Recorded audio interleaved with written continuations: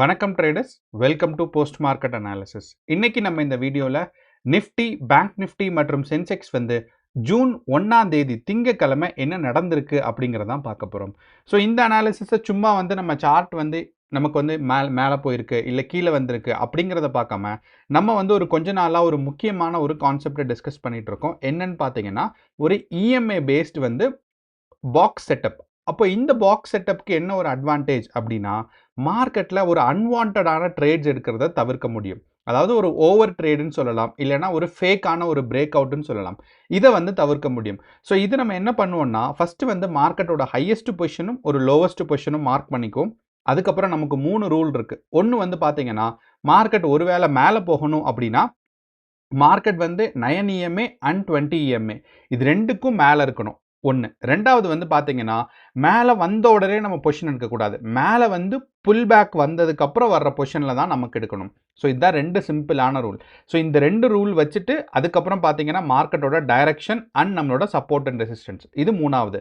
So support and resistance நம்ம எங்கே இருக்குது அப்படிங்கிறத பார்க்கணும். மார்க்கெட் வந்து இன்ட்ராடே ஹையா இன்ட்ராடே லோவில் இருக்கா, அப்போ வந்து நம்ம ஏதாவது ப்ரைஸ் ரிவர்சல் எதிர்பார்க்கணுமா அப்படிங்கிறது ஒன்று. ரெண்டாவது வந்து பார்த்தீங்கன்னா, இஎம்ஐக்கு மேலே இருந்தால் மேலே போகிறதா கணக்கு, கீழே இருந்தால் கீழே வர்றதா. மார்க்கெட்டோட ட்ரெண்ட் வந்து டவுன் சைடில் இருக்குது. ஸோ அப்படிங்கிறனால புட் ஆப்ஷன்ஸ் நம்ம வந்து பை பண்ணணும் அப்படிங்கிற மாதிரி. அதே மாதிரி பார்த்தீங்கன்னா, கிராஸ் பண்ண உடனே எடுக்கக்கூடாது. அதாவது இஎம்ஐ கிராஸ் ஆன உடனே எடுக்காமல் நம்ம என்ன பண்ண போகிறோம் அப்படின்னா, புல் பேக் வந்தோடனே எடுக்க போகிறோம். ஸோ இதுதான் ரொம்ப 3 சிம்பிளான ரூல். நம்ம மற்ற எந்த ரேட்டாஸையும் நம்ம இன்க்ளூட் பண்ணாமல் ஜஸ்ட் இந்த 3 சிம்பிளான ரூல் வச்சு இன்னைக்கு நமக்கு மார்க்கெட்ஸில் ப்ராஃபிட்ஸ் பண்ண முடியுமா அப்படிங்கிறத பார்க்கலாம். வாங்க இப்போ வீடியோக்குள்ளே போகலாம். ஸோ இப்போ பின்னாடி இருக்கிற சார்ட் வந்து பார்த்தீங்கன்னா, நான் ரீப்ளே சார்ட் எடுத்து வச்சிருக்கேன். ஸோ இது வந்து தனில் தான் நான் யூஸ் பண்ணிட்டு இருக்கேன். ஸோ அப்படிங்கிறனால இப்போ நம்ம ரீப்ளே பண்ணுவோம். ஸோ ஃபஸ்ட்டு கேண்டில் நம்ம இன்னோட மார்க்கெட்டில் வந்து ஆல்மோஸ்ட் லைக் ஒரு ஃப்ளாட் ஓப்பனிங் தான் எதிர்பார்த்தோம். ஸோ இப்போ மார்க்கெட் வந்து பார்க்கலாம். ஸோ இதுதான் வந்து பார்த்தீங்கன்னா நமக்கு ஃபஸ்ட்டு கேண்டில் 9:15 இன்னையோட ஃபஸ்ட்டு கேண்டில். அப்போது ப்ரீவியஸ் டே இருந்ததை விட இன்னைக்கு வந்து பார்த்தீங்க அப்படின்னா, ஸோ ப்ரீவியஸ் டே க்ளோஸ் வந்து இதுதான்.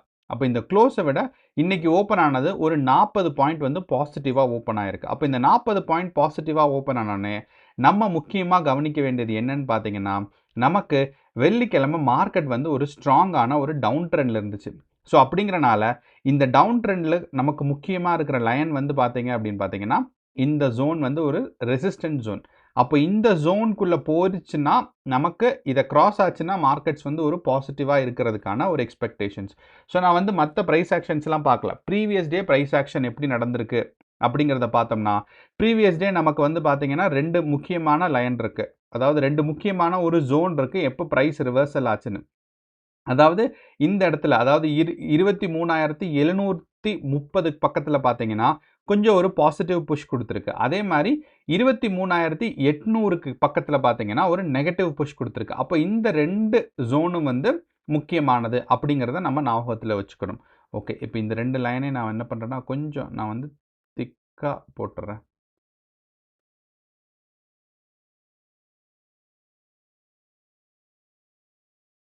ஓகே,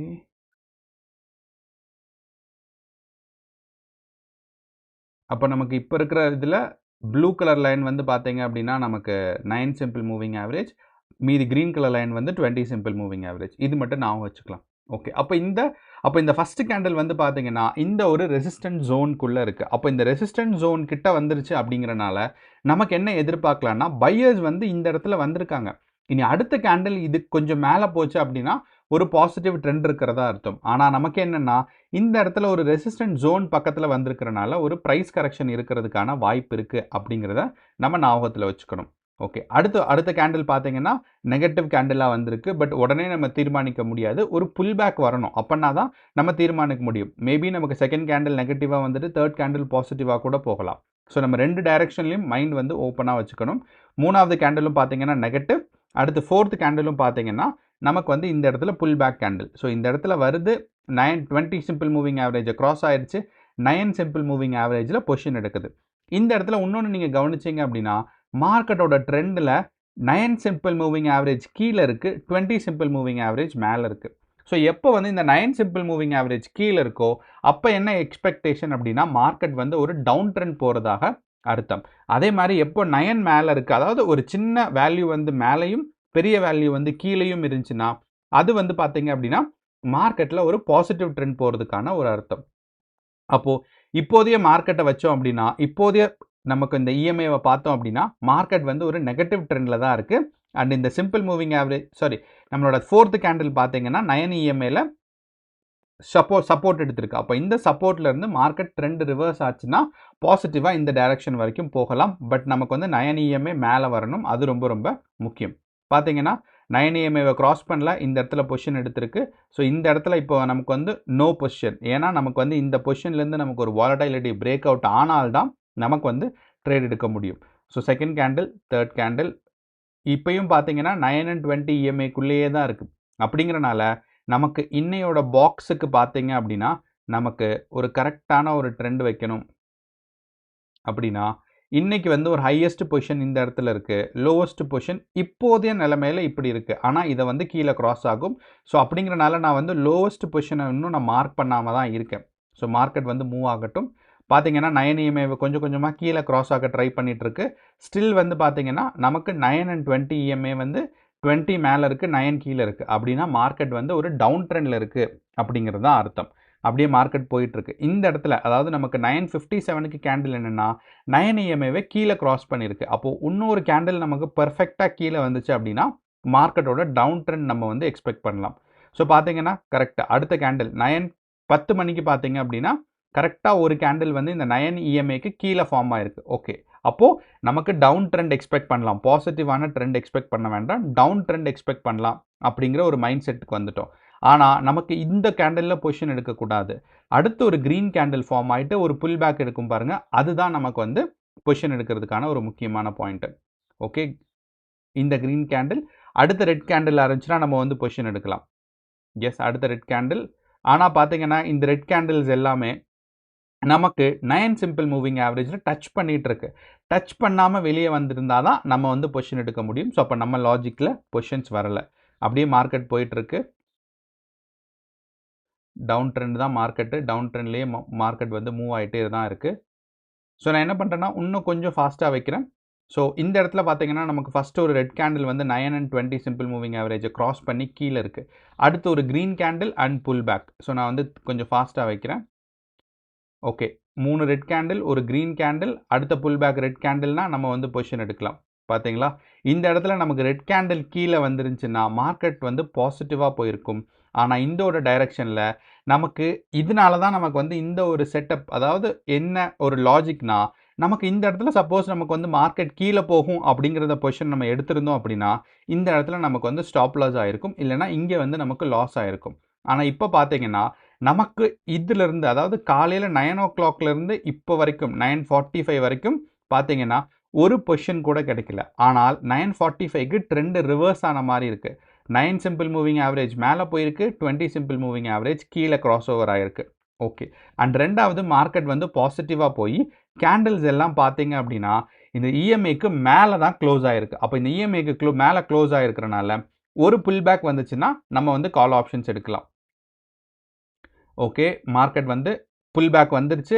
இந்த இடத்துல வந்து பார்த்தீங்கன்னா 2 டபுள் புல் பேக் வந்திருக்கு. ஸோ இது வந்து பார்த்தீங்கன்னா மார்க்கெட்டில் ஒரு கன்சாலிடேஷன் கேண்டில் இந்த மாதிரி ஒரு டபுள் பேட்டர்ன் வரும்போது ரொம்பவே கேர்ஃபுல்லாக இருக்கணும். ஸோ அப்படிங்கிறனால ஒரு பாசிட்டிவ் ட்ரெண்டு. ஸோ நான் வந்து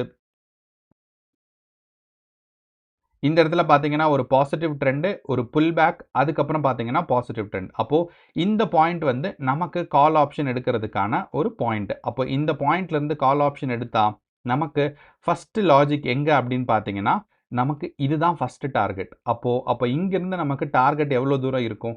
அப்போ இது வந்து இன்ட்ராடே ஹை. அப்போ இங்கிருந்து நமக்கு டார்கெட் பார்த்தீங்கன்னா ஒரு 50 பாயிண்ட்ஸ்க்கான ஒரு டார்கெட். அப்போ இந்த 50 பாயிண்ட்ஸ்க்கான டார்கெட்டை அச்சீவ் பண்ணுமா அப்படிங்கிறதான் நம்ம பார்க்க போகிறோம். வாங்க, பார்த்தீங்கன்னா மார்க்கெட் இந்த இடத்துல போயிட்டு ட்ரெண்ட் ரிவர்ஸ் ஆயிடுச்சு, நமக்கு ஸ்டாப் லாஸ். அப்போது இந்த பொசிஷன் வந்து பார்த்தீங்கன்னா நமக்கு வந்து ஒரு ஸ்டாப் லாஸை தான் கொடுத்துருக்கு. அடுத்து வந்து மார்க்கெட் ஒரு டவுன் ட்ரெண்ட் மூவ்மெண்ட். இந்த டவுன் ட்ரெண்டில் மார்க்கெட் வந்து பார்த்தீங்கன்னா நமக்கு நெகட்டிவ் கேண்டில் 9 சிம்பிள் மூவிங் ஆவரேஜ்க்கு கீழே வந்திருக்கு, புஷ் ஆகிட்டே இருக்குது. 9 சிம்பிள் மூவிங் ஆவரேஜ் 2 கேண்டில் கீழே வந்திருக்கு. அது மட்டும் இல்லாமல் ஒரு புல் பேக் கேண்டில். அப்போ இந்த புல் பேக் கேண்டிலுக்கு அப்புறம் ஒரு ரெட் கேண்டில் கீழே ஃபார்ம் ஆச்சு அப்படின்னா நம்ம வந்து பொசிஷன் எடுக்கலாம். ஸோ புல் பேக், அதுக்கப்புறம் பார்த்தீங்கன்னா இந்த இடத்துல மார்க்கெட் வந்து ஒரு டவுன் ட்ரெண்ட்கான ஒரு பொசிஷன் எடுத்திருக்கு. ஸோ அப்படிங்கிறனால இங்கிருந்து மார்க்கெட் ஒரு டவுன் சைட் புஷ்க்கான ஒரு எக்ஸ்பெக்டேஷன்ஸ் இருக்கலாம். ஸோ பார்த்தோம்னா மார்க்கெட் இங்கிருந்து ஒரு டவுன் சைட் புஷ் அழகாக மார்க்கெட்டில் வந்து போயிருக்கு. ஸோ இந்த கேண்டிலில் நம்ம பொசிஷன் எடுத்திருந்தோம் அப்படின்னா நமக்கு இந்த கேண்டில் தான் பொசிஷன். அப்போ இந்த கேண்டிலில் நம்ம பொசிஷன் எடுத்திருந்தோம்னா மார்க்கெட்டில் இனியும் நமக்கு வந்து டவுன் ட்ரெண்ட் கண்டினியூ ஆகும். எவ்வளோ தூரம் போகுதுங்கிறத பார்க்கலாம். ஸோ எப்போ வந்து நம்ம பொசிஷனை க்ளோஸ் பண்ணோம்னா 9 and 20 சிம்பிள் மூவிங் ஆவரேஜை கிராஸ் பண்ணதுக்கப்புறம் தான் நம்ம பொசிஷனை க்ளோஸ் பண்ணோம். அது வரைக்கும் இப்போ வந்து பொசிஷன் ஓப்பன் தான். பார்க்கலாம் எவ்வளோ தூரம் மார்க்கெட் கீழே போகுது அப்படின்னு. ஸோ நமக்கு வந்து கவனிச்சிங்க அப்படின்னா நம்மளோட பொசிஷன் இங்கேருந்து பொசிஷன் எடுத்தது இப்போ நமக்கு வந்து ஏறக்குறைய மணி வந்து 1:15. ஸோ நம்ம பொசிஷன் எடுத்தது வந்து பார்த்தீங்கன்னா 1:15க்கு. ஸோ இந்த லாஜிக்கில் நமக்கு இந்த இடத்துல இந்த கால் ஆப்ஷன் வந்து பார்த்தீங்கன்னா ஸ்டாப் லாஸுக்கு போயிடுச்சு. அதாவது ஒரு லாங் பொசிஷன் ஸ்டாப் லாஸ் ஆயிடுச்சு. அண்ட் ரெண்டாவது பொசிஷன் ஷார்ட் பொசிஷன். அப்போ இந்த ஷார்ட் பொசிஷன் நமக்கு ஒரு 12:45 வரைக்கும் பார்த்தீங்கன்னா நம்ம வந்து ஸ்டாப் லாஸ் ஆயிடுவோம், இல்லைனா லாஸ் ஆகும் அப்படிங்கிற மாதிரி தான் இருந்துச்சு.